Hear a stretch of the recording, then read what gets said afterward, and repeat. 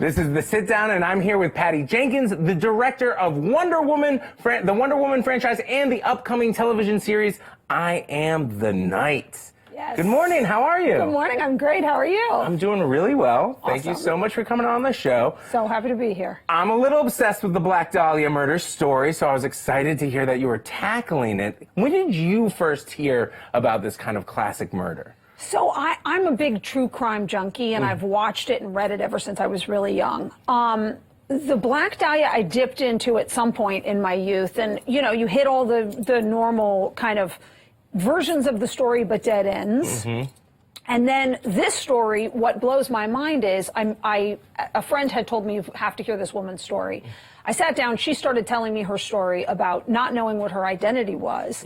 I was following this riveting tale, and when it started to unfold and suddenly, boom, the Black Dahlia was involved. And not only was it involved, but for the first time ever, it was involved in a way that I said, oh my, that is exactly why people do crimes like that. That is the compelling... It was the first time that it ever made sense that you would treat the body the way that it had been treated. So it didn't feel like a dead end. Yeah, it didn't feel like why would this strange guy have done a crime in this way? This time it all made sense. It all made sense. And that woman was Fauna Hodel, correct? Yes. Who you became friends with. How did that happen? Well, at that moment, I was so riveted by her story that I couldn't stop thinking about it. And even though it was so dark in certain ways, I was compelled to try to tell it.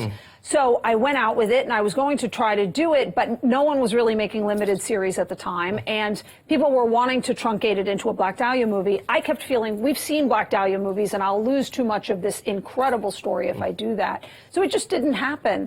She and I stayed friends for many years, and I was always saying, Fauna, don't wait for me. I was doing Wonder Woman now. I was really busy, and she kept saying, I think you're the person who's one day going to tell this story, which is always such an honor and such an amazing thing. And then I just happened to tell Chris Pine, wow, I was talking to my friend Fauna Hodel, and listen to this story. It's unbelievable. And he said, oh my God, you have to tell that story. That's the most incredible story.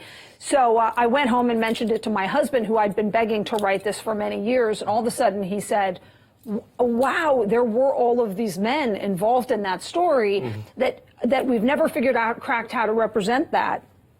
Actually, if we built a character out of multiple of them into this thing for Chris, we could all do it together. And it just sort of happened. My husband wrote it, and Chris and I were blown away, and we wanted to do it, even though we really didn't have time. And you instead of like you said, stuffing it into a movie, you gave it this space. But let's talk about Chris Pine. I like that you bring up your husband as well. Sort of a muse at this point. That's how I feel for him. Definitely. What brings you, other than the stunning blue eyes, what brings you back to working with Chris time and time again? I think he's an unbelievably talented actor who has so much more than I've gotten to see him do yet. Really? He is deep, he's funny, he's so surprising. And so sometimes when there are people like that, particularly when they become huge movie stars, the audience asks them to do something very similar over and over again.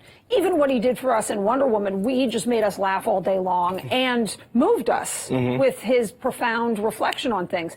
So he's become a good friend, but also an actor that there are 40 different things I want to make with Chris. Do you feel like he has the range, and we haven't actually seen all of it yet? Definitely. That's really thrilling. Listen, you surprised everyone, myself included, when you tweeted, "Welcome back to Wonder Woman 1984, Steve Trevor." What? Yes. Okay, sorry. Spoiler alert. If you haven't seen Wonder Woman, you're trash, and you shouldn't even be watching, to be honest. But Steve Trevor, things maybe not so good towards the end of the first film. How's he in this one? It's interesting. I thought of what this next movie should be in the middle of making the first movie. So it's not. It wasn't a solution to, oh God, that was worked out, let's try to jam you in there. It's all incredibly important to the story. It makes perfect sense. That's all I can tell you. All right, so you'll say it makes perfect sense. You won't give me anything more than that. I can't tell you anymore. I feel like in the show there's something too, right? There's an actor who maybe played multiple people throughout time. I don't know if that reflects that. I'm sorry, I'm bringing you on my own conspiracy theory journey. You don't need to sit through that. It's going to obviously take place in the 80s, 1984. That's safe to assume, correct? Yes. How did you stick to the era? Everybody wearing shoulder pads. You know what was cool? We're treating the era differently than I've seen so far, which I feel like there have been a lot of interesting versions of doing the era. In our version, as a child of the 80s myself, there was funny ha-ha outfits I can't believe I wore, for sure. But there's also incredible music, incredible art. And so I really felt like the 1980s is kind of mankind at their most extreme and at their best. Wow. It was when we could do anything we wanted and we had no idea of the price yet. So we have really committed to that version of the 80s, where it's not needle drops and it's not a bunch of jokes. It's actually the most kind of aspirational and elegant version of the 80s in many, many places. And then you kind of throw it away. You get used to it. And I enjoyed rolling around in remembering what it was like when we had no idea that this was all going to stop. That this was all going to fall apart. I'm Yeah. sorry, you just kind of gave me chills, and I'm even more excited for it. Good. Another tweet for you here. Turns Bay Company tweeted, "Dear Hollywood, if Wonder Woman is what happens when you hire women to direct blockbusters, please hire all the women. Thanks." So how do you think Hollywood could be better about giving more women directors opportunities? You know, it's funny. I think that the problem goes back much deeper than just the director. Okay. When I made Monster and I was successful, a lot of people wanted to hire me, and they were great about it. People weren't trying not to hire me. But what they wanted to hire me for was their stories that they had developed, and they didn't want to hear mine. They didn't even want to read my scripts. I was a writer-director who had just had a successful film, but nobody even wanted to read the script. The problem that I feel is that no matter who you hire in the director's chair, we have told this very similar kind of story over and over again, to the point that it's become played out and we have to do remakes. Well, when that's the case, there's something wrong, because stories have been going on for thousands of years and have never hit that problem. But the stories that we've told for thousands of years have been incredibly diverse and interesting and rich in new and nuanced ways.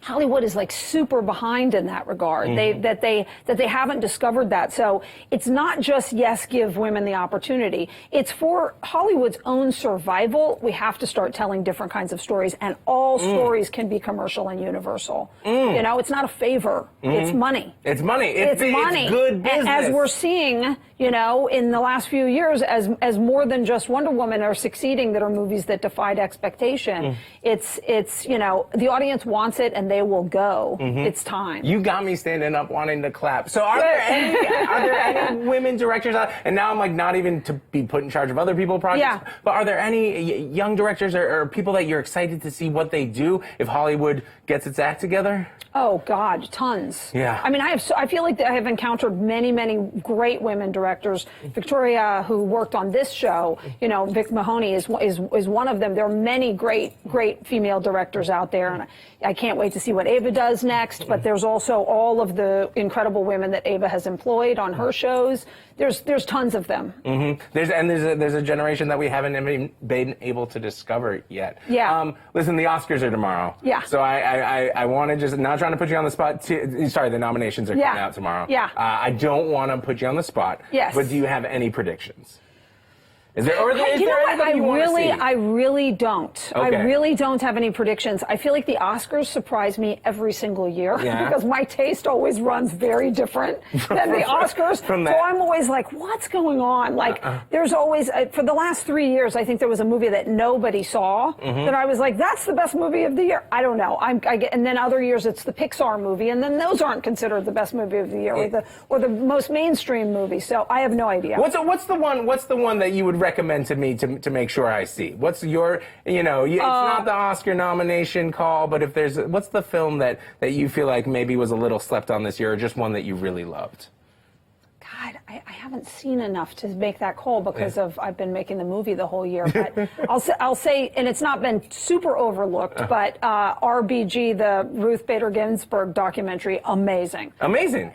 Absolutely incredible. Yeah, an incredible movie. Awesome. Definitely one to see. And I haven't watched it. It will make you cry. I will be sure to watch it. Thank you, Patty, so much for coming on this show. Awesome. And I'm so excited about seeing the 80s kind of through that new lens. Good. So I Am glad. the Night premieres on Monday, January 28th on TNT. You don't want